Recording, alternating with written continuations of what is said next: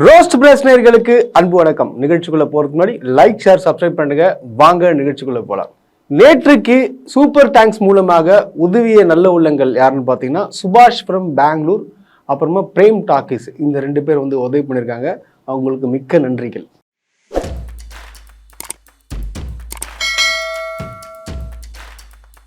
வெயிலோட தாக்கம் வந்து ரொம்ப அதிகமாகவே இருக்குன்னு சொல்லாங்க. தயவு செய்து 50 வயசுக்கு மேலே இருக்கவங்கள வந்து வெயிலில் போகாதீங்க. அதாவது எல்லாருக்குமே சொல்லிக்கிறேன், தயவு செய்து நல்லா தண்ணி குடிங்க. இந்த தர்பீஸ் போன்ற பழங்கள்லாம் வந்து சாப்பிடுங்க. ஏன்னா வந்து வெயில் தாக்கம் ரொம்ப ரொம்ப ரொம்ப அதிகமாக இருக்குது. நான் போகிற வழியில் பார்த்தேன், ஒருத்தர் நடந்து போகிற திடீர்னு சுருண்டு விழாரு. இந்த மாதிரி நிறைய பேர் வந்து விழுந்துட்டு இருக்காங்க. வெயிலில் ரொம்ப முடியாமல் இருக்குது. தயவு செய்து வந்து நீங்கள் எங்கே போனாலும் சரி தண்ணி பாட்டிலை வந்து கொண்டு போங்க.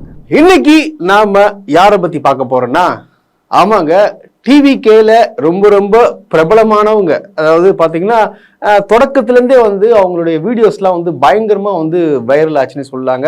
ஆமாம், நம்ம கோயம்புத்தூரை சேர்ந்த வைஷ்ணவின்றவங்க தான். அவங்க டிவிகேவோட என்ன போஸ்டிங்கில் இருந்தாலும் தெரியல, போஸ்டிங்கில் இல்லைன்னு தான் நினைக்கிறேன். ஆக்சுவலாக பார்த்தீங்கன்னா அவங்க வந்து எல்லா போராட்டத்திலையும் கலந்துக்கிட்டாங்க. அது முக்கியமான ஒரு போராட்டம், கலந்துக்கிட்ட முதல் போராட்டம் என்னன்னு பார்த்தீங்கன்னா, பெண்களுக்கு பாதுகாப்பு இல்லை அப்படின்ற ஒரு போராட்டத்தில் கலந்துக்கிட்டு இவங்க என்ன பண்ணாங்கன்னா அந்த பேம்ப்ளெட்லாம் டிஸ்ட்ரிபியூட் பண்ணாங்க. அது போக பார்த்தீங்கன்னா திமுக அரசை வந்து கேள்விகள்லாம் வந்து கேட்டிருந்தாங்க. நாங்கள் அன்னைக்கே சொல்லியிருந்தோம், அம்மா நீங்கள் வந்து சேராத இடத்துல போய் நீங்கள் சேர்றீங்க, கண்டிப்பாக வந்து நீங்கள் இதே மாதிரி வந்து இங்கே கட்சி சரியில்லைன்னு சொல்லிட்டு நீங்கள் கட்சி வெளியே வருவீங்க அப்படின்னு சொல்லி 3 மாதம் கூட முடியலங்க, நடந்துடுச்சு. ஏன்னா சீமான் கட்சிக்கு அப்புறம், அதாவது நாம் தமிழர் கட்சிக்கு அப்புறம் வந்து தொடர்ந்து வந்து அந்த இடத்தை வந்து பிடிக்கிறது யாருன்னு பார்த்தோன்னா தாவேகா. தொடர்ந்து பெண்கள் வந்து புகார் கொடுத்துட்டே இருக்கிறாங்க. சீமான் கட்சியில் இருக்கிறவங்கலாம் வந்து பெண்களுக்கு மரியாதை கொடுக்க மாட்டான் தலைவன். ஏன்னா ரொம்ப ஆபாசமாக பேசுறது, அதாவது இந்த உள்ள இருக்கிற பெண்களை மதிக்காம பேசுறது, அவங்க பெண்கள் யாராச்சும் எதிர்த்து பேசுறாங்கன்னா வந்து அவங்க இருக்காங்க பாருங்க தம்பிங்க விட்டு அவங்க அசிங்கமா பேசுறது. நீங்க பார்த்துருப்பீங்களா, ஒரு ஒரு எம்எல்ஏ கேண்டிடேட் இருந்தவங்க அவங்க கட்சியை விட்டு வெளியே போனவொடனே வந்து அவங்கள வந்து ஒரு மாதிரி கூப்பிடுறது, அங்கே வாங்க கூப்பிடுறது, இந்த மாதிரியான கேவலமான வந்து மெசேஜ் இந்த கமெண்ட்ஸ்லாம் போட ஆரம்பிச்சாங்க. அசிங்கமாக போட வச்சாங்க. அதாவது சீமான் என்ன பண்ணுவான்னா, இவன் ஆள் செட் பண்ணி விட்டு பணம் வைப்பான். அந்த அளவுக்கு மோசமான ஒரு கட்சி, ஒரு பாதுகாப்பே இல்லாத கட்சியாக இருந்துச்சு நாம் தமிழர். அதுக்கு அடுத்தது பார்த்தீங்கன்னா இந்த தாவேகா வந்து தொடர்ந்து வந்து வந்துட்டு இருக்கு. நீங்களே பார்த்துப்பீங்க, தேனியில் கூட ஒருத்தவங்க வந்து சொல்லியிருப்பாங்க, இந்த மாதிரி இன்னும் தரைக்குறவாக நடத்துகிறாங்க, இன்னும் கட்சியில் வந்து மதிக்க மாட்டுறாங்க, நான் எவ்வளோ உதவிகள் பண்ணியிருக்கேன், இந்த மாதிரிலாம் இந்த கட்சியெல்லாம் உருப்படாதுங்க அப்படின்னு சொல்லியிருந்தாங்க. நிறைய பேர் வந்து சொல்லிட்டு வெளியே போயிருந்தாங்க. நடுவில் கூட பார்த்தீங்கன்னு வச்சுக்கோங்க, உமன்ஸ் டே ஒரு ஃபங்க்ஷன் ஒன்று நடத்துனாங்க. அந்த ஃபங்க்ஷனில் கூட பெண்களுக்கு முக்கியத்துவம் கொடுக்காம வந்து இவங்களே போயிட்டு மேலே ஏறி ஸ்டேஜில் இருந்துக்கின்னு அங்கே ஏதோ பண்ணிக்கின்னு பிரச்சனை பண்ணியிருந்தானுங்க. பெண்களுக்கு அங்கே வந்து முக்கியத்துவம் கொடுக்காம வெளியே அனுப்பிச்சிட்டாங்க. ஸோ இந்த மாதிரியான விஷயங்கள் நடந்துட்டு இருக்கு தொடர்ந்து. நாங்க தினம் தினம் வந்து எந்த வீடியோ பேசினாலும் பெண்களை பத்தி பேசினாலும் சொல்றது, இந்த தாவேகால இருக்கிற பெண்கள் வந்து அடிக்கடி வந்து பெண்களுக்கு பாதுகாப்பு இல்லை, எங்களுக்கு பாதுகாப்பு இல்லைன்னு சொல்றாங்க. கண்டிப்பா வந்து காவல்துறை வந்து அவங்க மேல நடவடிக்கை எடுக்கணும், யாருன்னு சொல்லிட்டு கண்டுபிடிச்சு அவங்க மேல நடவடிக்கை. ஏன்னா அவங்க தான் வந்து மெயினா வந்து பாதுகாப்பு இல்லைன்னு சொல்றாங்க. கண்டிப்பா வந்து அவங்க கூட இருக்கிறவங்க மத்தியிலயோ இல்ல கட்சி மூலியமாவோ ஒரு பிரச்சனை இருக்குன்றது நாங்க சொல்லியிருந்தோம். அதே போல பார்த்தா இவங்களும் வந்து சொல்றாங்க, இந்த மாதிரி வந்து என் கட்சியில வந்து என்னை மதிக்க மாட்டாங்க, நான் எவ்வளவு பண்ணியிருக்கேன், அதாவது சின்ன வயசுல இருந்து பாத்தீங்கன்னா நான் வந்து சிறுகு சேர்த்து 5 லட்ச ரூபாய் செலவு வச்சிருந்தேன், அந்த காசை கூட மக்களுக்காக உதவி பண்றேன், ஆனா வந்து சில கைவர்கள் வந்து என்ன மிரட்டுறாங்க, துன்புறுத்துறாங்க. சோ இந்த மாதிரி வந்து சொல்ல ஆரம்பிச்சிட்டாங்க பேட்டியில. கடந்த 3 மாத காலமாவே தாவேகால மாவட்ட நிர்வாகிகள்னால ஒரு பயங்கரமான டாமினேஷன் தான் ஃபேஸ் பண்ணிட்டு இருக்கேன். அதாவது எல்லா இடங்கள்லயும் நீ செல்ஃப் ரெஸ்பெக்டை இழந்துதான் வேலை செய்யணும் அப்படிங்கிற ஒரு மைண்ட் செட்டே எடுத்துட்டு வந்துட்டாங்க. அப்ப வந்து அவங்க எந்த அளவுக்கு ஒரு மனம் உடைஞ்சிருப்பாங்கன்றது நீங்க பார்க்க வேண்டிய ஒரு விஷயம் இருக்கு. இதெல்லாம் வந்து அவங்க தாவேகா மேலிடத்துல வந்து எடுத்துட்டு சொல்லான்னு பார்த்தாலும் விட மாட்டாங்களாம். புசி ஆனந்த் அவர்கள் வந்து சந்திக்கலாம்னு சொல்லிட்டு போனா அங்கேயும் வந்து விட மாட்டாங்களாம். அதை விடுங்க, ஒன்றும் இல்லை. இப்போ இங்கே நடந்த பூத் கமிட்டி அவங்க ஊரில் நடக்குது. ஆனால் அந்த ஊரில் பார்த்தீங்கன்னா அவங்களுக்கு வந்து அனுமதி வழங்கல, பாசம் கொடுக்கல. என்னன்னு கேட்டால் அது பூத் கமிட்டி ஆளுங்க மாதிரி தான் சொன்னாங்க. பட் ஆனால் வந்து அவங்க சொல்கிறாங்க, இல்லை எல்லாருமே போனாங்க, ஆனால் என்ன மட்டும் ஏன் விட மாட்டாங்க, என்னுடைய வளர்ச்சியை கண்டு யாருக்கும் பிடிக்கலையா, இந்த மாதிரியான விஷயங்கள்லாம் சொல்கிறாங்க. ஏன்னா பார்த்தீங்கன்னா இவங்க வீடியோஸ்லாம் வைரல் ஆகுது. அப்புறம் பார்த்தீங்கன்னா இவங்க சமூக பணிகளும் பண்ணுறாங்க. அது போக பார்த்தீங்கன்னா சின்ன பசங்களுக்குலாம் வந்து பார்த்தீங்கன்னா உதவி செய்கிறது, அப்புறம் பார்த்தீங்கன்னா சிறை கைதிகளுக்கெல்லாம் புத்தகம் கொடுக்குறது. ஸோ இந்த பல வந்து நல்ல நல்ல உதவிகள்லாம் பண்ணிட்டு வந்தாங்க. பட் ஆனால் என்ன போஸ்டிங்ல இருக்காங்கன்னு பார்த்தா அந்த போஸ்டிங்ன்றது இல்லை. ஆனா இவங்க கொடுக்குற ஒரு பில்டப்பும் பார்த்தீங்கன்னு வச்சுக்கோங்களேன், ஒரு கட்சியில இருந்தா இந்த மாதிரி போறாம போட்டிகள்லாம் வரதான் செய்யும். இது வந்து நார்மலான விஷயம் அது நடக்கிறது. பட் ஆனா இவங்க வந்து இந்த அளவுக்கு சொல்றாங்க. ஆனா இவங்க பண்ற ஆக்டிவிட்டிஸ் பார்த்து ரொம்ப ஓவரா இருக்கும். ஆனா இவங்க பாத்தீங்கன்னா பவுன்சர்லாம் வச்சுன்னு சுத்த ஆரம்பிச்சிட்டாங்க. ஸோ இதெல்லாம் வந்து மேல இடத்துல பார்க்கும்போது கொஞ்சம் கடுப்பாயிட்டு இருப்பாங்க நினைக்கிறேன். ஸோ அதனால தான் வந்து இந்த மாதிரி பிரச்சனை வருது. நீங்க என்ன உங்க உடனே வருவீங்க, நீங்க என்ன வந்து திமுக பத்தி பேசமா, திமுக எவ்வளவு பிரச்சனை இருக்கு, எல்லா கட்சியிலும் நடக்குங்க. அதாவது கண்டுபிடிச்சி ஒரு முக்கியமான நிர்வாகி யாரோ கண்டுபிடிச்சி ஷார்ட் அவுட் பண்ணணும். இந்த மாதிரி வெளியில கொண்டு வரக்கூடாது. அப்ப வெளியில கொண்டு வரணும். அப்ப என்ன நடக்குது இந்த கட்சிக்குள்ள? தினம் தினம் பிரச்சனை. இவன் அவனை வளர மாட்டான், அவன் இவன் வளர மாட்டான். இதே மாதிரி நடந்துட்டு இருக்கு.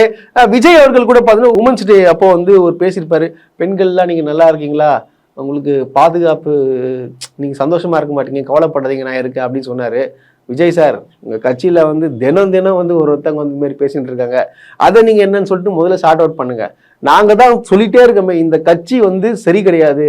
அதாவது மேல் மட்டம் வந்து கவனிக்கிறது இல்லை. அவங்களே வந்து ஏதோ வந்து விஜயை வச்சு பயங்கரமா வந்து கேம் ஆடிட்டு இருக்காங்கன்னு சொல்லலாம். அந்த டிவிகே பார்ட்டின்றது விஜயை வச்சு ஒரு கேம் ஆடிட்டு இருக்காங்க. இவங்க வந்து பிரபலம் ஆகிறதுக்கு அந்த புஷி ஆனந்த், அப்புறம் பாத்தீங்கன்னா ஆதவ் அர்ஜுனா, இது போது மற்றும் நிறைய பேர் அந்த பட்டிமன்ற பேச்சாளர் ஒரு டுபாகூரத்துக்கு பாருங்க, அவன் போகாத கட்சியே கிடையாது. ஸோ அவன்லாம் வந்து பாத்தீங்கன்னா இந்நேரம் விஜய் வச்சு ஒரு பப்ளிசிட்டி தேடிட்டு இருக்காங்க. ஆனா வந்து விஜய் வந்து இந்த அளவுக்கு ஒரு மோசமா தோக்க போறன்றது அவருக்கே தெரியாது.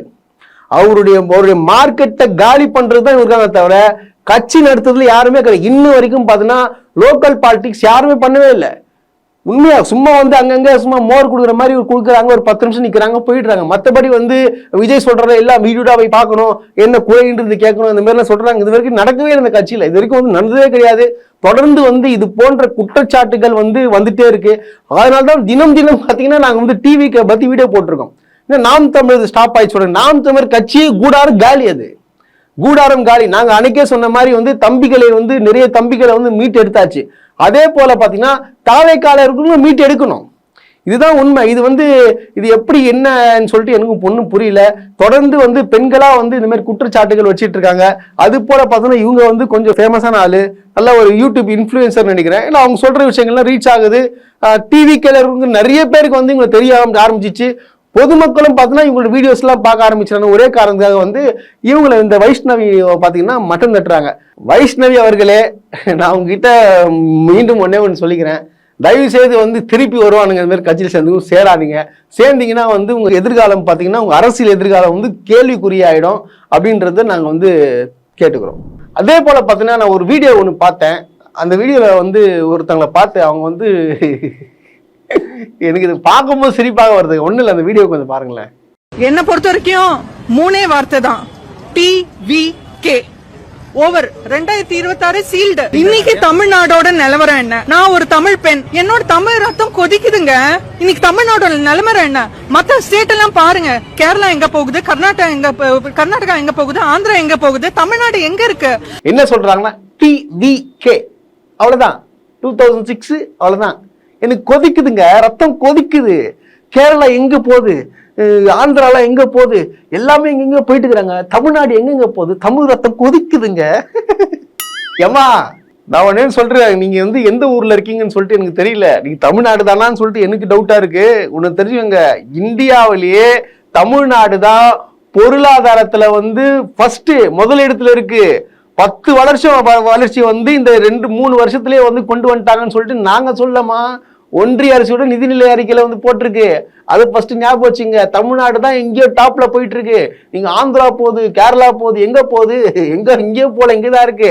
நான் உங்களுக்கு சொல்றேன் கேட்டுங்க, விரைவில் நீங்க பேசுங்க பார்த்தா நீங்களும் என்ன பண்ணுவீங்க, கண்டிப்பா வந்து சொல்லுவீங்க, இந்த மாதிரி டிவி கையில வந்து யாருமே சரியில்லைங்க, நிர்வாகிகளே சரியில்லைங்க அப்படின்னு சொல்லிட்டு நீங்க கண்டிப்பா வந்து நீங்க பேட்டி கொடுப்பீங்க. அதை நாங்க பார்க்க தான் போறோம். நேத்து பாக்குறேன் ஒரு பயங்கரமான ஒரு போராட்டம். என்னடா அது திடீர்னு போராட்டம் நடத்தினுக்கிறாங்கன்னு சொல்லிட்டு பார்த்தா டாஸ்மார்க்க மூட சொல்லி திடீர் போராட்டம். திடீர்னு ஞானம் ஒண்ணு வந்துச்சு எனக்கு. ஐயோ, இப்ப நான் வந்து டாஸ்மார்க்க வந்து நான் மூடி ஆகணும்னு சொல்லிட்டு அது தாவேக்காலர் நிர்வாகிகள் அப்படியே கிளம்பி போயிட்டு அப்படியே போராடுவோம், டாஸ்மார்க்கை மூடுங்க, குடும்பங்கள் சீரழியுது அப்படின்னு சொல்லிட்டு ஒரு பயங்கரமான ஒரு ஆக்டிங். அங்க பயங்கர ஆக்டிங், சாதாரண ஆக்டிங் கிடையாது, ஃபுல் ஆக்டிங் போட்டு நான் இவங்கெல்லாம் வந்து போராடணும்லாம் ஜூம் பண்ணி யாரை நிறைய பேசுறேன்னு சொல்லிட்டு ஆளுக்கு ஒரு எம்எல்ஏ சீட் பார்சல் பண்ண கொடுப்பாங்கன்னு நினைச்சிருக்கீங்களா நீங்க? பண்றே உங்க தலைவனை விட பயங்கரம் அடிக்கிறீங்க நீங்களா? டே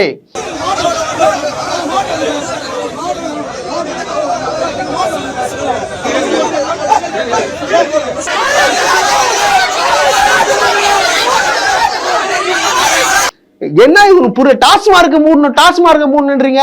டாஸ்மார்க் மூடணும் தானே. நீங்க என்ன பண்ணுங்க, நீங்களே யாருமே குடிக்காதீங்க. அங்குற எல்லாரும் பார்த்தீங்கன்னா இங்க யாருமே வந்து குடிக்காதீங்க. அந்த இடத்துல யாருமே இந்த பகுதியில் இருக்கு பாத்தீங்களா, அந்த பகுதியில் மூடணும் தானே போராடுறீங்க. அந்த பகுதியில குடிக்காதீங்க, ஆட்டோமேட்டிக்கா மூட்டுருவாங்க. புரியல எனக்கு இது. என்னது டாஸ்மார்க் மூடுங்க. டாஸ்மார்க் மூடுனா என்ன ஆகும் தெரியுமா? திடீர்னு கொரோனா டைம்ல என்ன ஆச்சுன்னு தெரியுமா? எத்தனை பேர் வந்து புதுசா வந்து மருந்து புதுசா போதை வஸ்து கண்டுபிடிச்சி அவனுங்களே குடிச்சு செத்தானுங்க. என்னென்னமோ புதுசா பவுடர் கிட்டலாம் கலந்து என்னென்னமோ பண்ணி குடிச்சு செத்தானுங்க. அதெல்லாம் மறந்துட்டீங்களா? டாஸ்மார்க் மூடுனா இவ்வளவு பேர் பிரச்சனை இருக்காது. அது சும்மாலாம் கிடையாது. அது இன்னும் குடும்பமே சீரழிஞ்சு போச்சு. எங்க குடும்பம் எல்லாரும் குடும்பம் நல்லா தான் இருக்கு. நீங்க போராடுறீங்களே எப்படி? புரியல எனக்கு இது. முதல்ல உங்க தலைவர் வந்து குடிக்காம ஒரு படத்துல நடிச்சிருக்காரா? ஏன் இந்த ஆக்டிங்? ஏன் திடீர் போராட்டம்? போலீஸ்காரங்க கைது செஞ்சுட்டாங்க. பின்ன வாமா மின்னல் அப்படின்னு சொல்லிட்டு உங்களுக்கு ஆர்த்தி எடுத்து வர வைப்பாங்களா? உங்களெல்லாம் அனுமதி வாங்காம பர்மிஷனே வாங்காம நீங்க பாட்டு இஷ்டத்துக்கு நீங்க போராட்டம் பண்ணி ரோட பிளாக் பண்ணி பப்ளிக்கை டிஸ்டர்ப் பண்ணிட்டு இருப்பீங்க. உங்களை போலீஸ்காரங்க என்ன விட்டுருவாங்கன்னு நினைச்சுட்டீங்களா? போய் பர்மிஷன் வாங்கணும். இங்க என்ன போராட்டம் நடத்த போறோம், இந்த இடத்துல போராட்டம் நடத்த போறோம், பொதுமக்களுக்கு டிஸ்டர்பன்ஸ் இல்லாம இந்த இடத்துல நடக்க போகும்னு சொல்லிட்டு ஒரு முன்னெச்சரிக்கை நீ அனுமதி வாங்கணும். இல்லைன்னா கூட்டன் போயிட்டு உங்களுக்கு ரிமாண்ட் கூட பண்றதுக்கு ஆக்ஷன் எடுப்பாங்க. அதை ஞாபகம் வச்சுக்கோங்க. அவர் கொடைக்கானல ஜாலியா ஷூட்டிங்ல இருக்காருனால குழு பிளேஸ்ல நீங்க வந்து இங்க வெயில்ல வந்து போராட்டம் நடத்துறீங்க. எதுக்கு டாஸ்மார்க்க மூடணும்? டாஸ்மார்க் இப்பதான் நீங்க பாக்குறீங்களா? நேத்தான் பாத்தீங்களா? இல்ல நேத்தான் பாத்தீங்களா? திடீர்னு போராடணும்னு சொல்லிட்டு உங்களுக்கு ஏதாச்சும் தோணுச்சா? அதாவது உங்க மாவட்ட அந்த இந்த ஊர்ல இருக்கிறான் பாருங்க, அந்த மாவட்ட செயலர் அவர் என்ன பண்றாருன்னா உங்களை வச்சு கேம் ஆடி அவர் வந்து ஒரு எம்எல்ஏ சீட்டுக்கு பார்சல் வாங்கி பிளான் பண்ணிட்டு இருக்காரு. இதான் நடக்குது. நீங்க வந்து ஏமாந்து நீங்க போயிட்டு ஒரு தலையை வெளியே விட்டுக்குன்னு போராடுவோம் நாங்க மக்களுக்காக போராடுவோம். ஏய் முதல்ல நீ குடிக்காதடா.